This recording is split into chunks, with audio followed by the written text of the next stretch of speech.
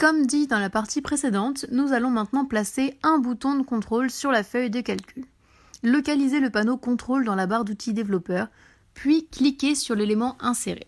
Dans le menu insertion, sélectionnez le premier élément qui est un bouton. Déplacez maintenant votre souris sur votre feuille de calcul. Maintenant, maintenez enfoncé le bouton gauche de votre souris quelque part et dessinez un bouton rectangulaire. Dès que vous relâchez le bouton gauche de votre souris, vous verrez apparaître la boîte de dialogue Assign Macro.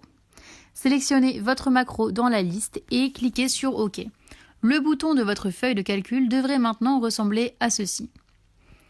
Vous pouvez modifier le texte d'un bouton assez facilement. Pour cela, il vous suffit de double-cliquer sur le bouton. Un curseur apparaîtra au début du texte. Utilisez les touches fléchées de votre clavier pour déplacer le curseur à la fin de la ligne. Supprimez le texte Button 1 et tapez un nom de bouton. Dans notre cas, nous allons écrire Select Range. C'est à vous d'écrire ce que vous voulez, évidemment. Cliquez maintenant en dehors du bouton pour valider le nom et vous verrez les points de redimensionnement disparaître. Il est temps maintenant d'essayer le bouton. Cliquez dessus et vous verrez les cellules A1 à D6 en surbrillance. Félicitations, vous avez maintenant écrit un code Excel VBA pour sélectionner une plage de cellules sur une feuille de calcul. Et tout cela en cliquant simplement sur un bouton. Au lieu de saisir le nom d'une cellule, vous pouvez également faire référence à la cellule actuellement sélectionnée.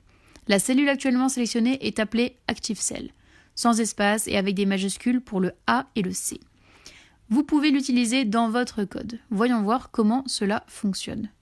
Tout d'abord, créez un nouveau bouton en allant dans l'outil de développement et sur Insérer, puis sur l'icône du bouton. Dessinez-le sur votre feuille de travail. Pour le moment, ne sélectionnez pas de macro lorsque la fenêtre d'attribution de macro s'ouvrira. Nous le ferons plus tard, donc cliquez sur OK. Changez le nom de votre bouton, ici nous l'appellerons Select from Active. Après le N sub de votre premier sous-programme, ajoutez ce code. Donc écrivez sub et le nom de votre fonction. Appuyez sur la touche Entrée de votre clavier pour laisser l'éditeur VBA ajouter le N sub pour vous. Ajoutez maintenant cette ligne entre le sub et le N sub de votre code. Donc range, parenthèse, active cell, virgule, guillemets, D8, fermez les guillemets, fermez la parenthèse, point select. Cela signifie qu'il sélectionnera toutes les cellules entre la cellule sélectionnée et D8. Fermez maintenant la fenêtre VBA et cliquez sur votre bouton. La macro d'affectation s'ouvrira à nouveau. Maintenant, vous pouvez choisir la macro que vous venez d'écrire, donc la macro Active Range. Il est temps maintenant d'essayer le bouton. Nous allons cliquer sur les deux boutons pour voir la différence.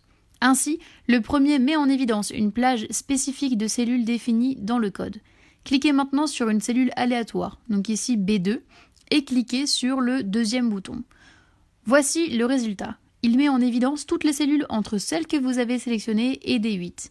Vous pouvez essayer autant de fois que vous le souhaitez en sélectionnant une cellule différente à chaque fois. Et vous verrez que la plage de cellules sélectionnées changera, mais ira toujours jusqu'à D8.